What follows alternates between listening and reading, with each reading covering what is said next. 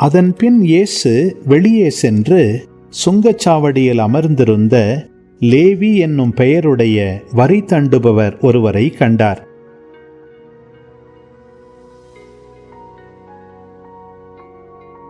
அவரிடம், என்னை பின்பற்றி வா என்றார்.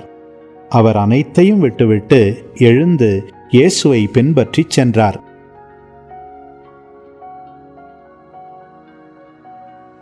இந்த லேவி தம் வீட்டில் அவருக்கு ஒரு பெரிய விருந்து அளித்தார்.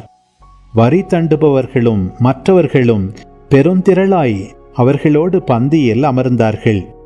பரிசேயர்களும் அவர்களைச் சேர்ந்த மறைநூல் அறிஞர்களும் முணுமுணுத்து இயேசுவின் சீடரிடம், வரி தண்டுபவர்களோடும் பாவிகளோடும் சேர்ந்து நீங்கள் உண்பதும் குடிப்பதும் ஏன் என்று கேட்டனர். இயேசு அவர்களுக்கு மறுமொழியாக, நோயற்றவர்க்கு அல்ல, நோயுற்றவர்க்கே மருத்துவர் தேவை. நேர்மையாளர்களை அல்ல, பாவிகளையே மனம் மாற அழைக்க வந்தேன் என்றார்.